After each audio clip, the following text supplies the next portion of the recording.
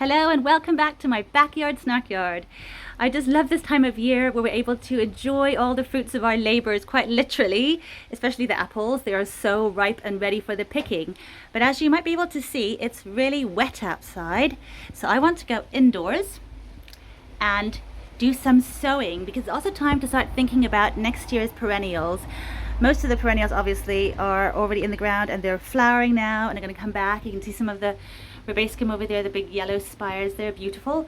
But I also want to grow some new ones. So let me just take you inside where I've harvested some vermicompost and I'm going to mix it up with some regular compost and plant some seeds for next year. My friend was giving her garden a bit of an autumn tidy up and she deadheaded her heleniums. So I got myself 4 little seed heads. They are full of seeds. Just open them up. Look at that. Just seeds everywhere.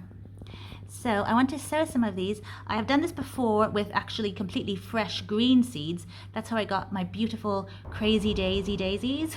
They're called crazy daisy. They're frilly daisies. They're really gorgeous. The seeds were completely green and we just popped them into some soil and then they overwintered. Sometimes perennials, they like having cold. It helps them flower.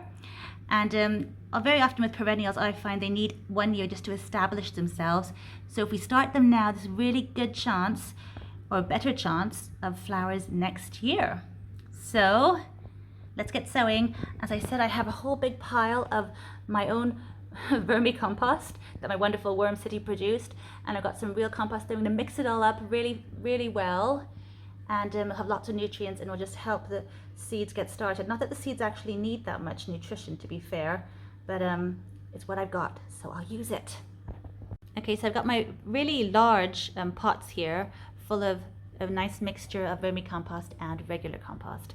And I'm just going to sow my seeds.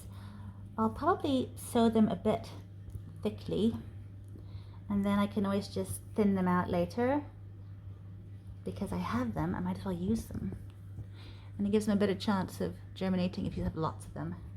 It's not really wasting because it's just from a free little flower head. How lovely.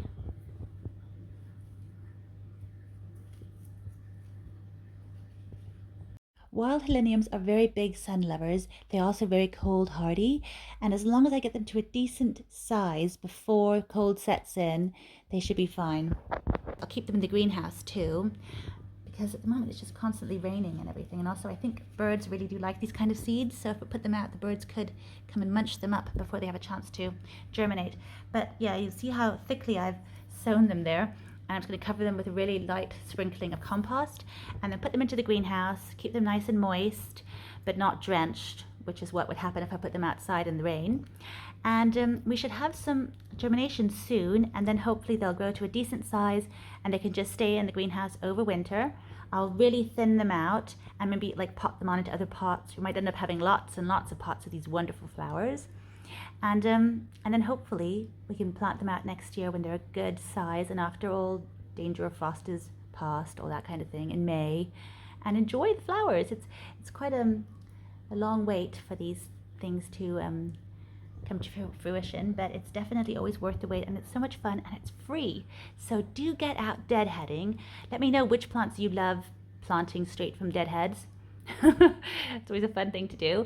I'm also going to plant up some lupins now because I want lots of flowers next year, and I have to keep planting them every single year because they do not grow back again.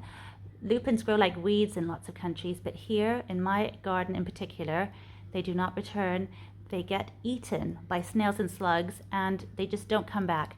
So I'm going to sow them again as I do every year and just hope for some flowers next year. But thank you for watching, and I will see you next time. Bye for now.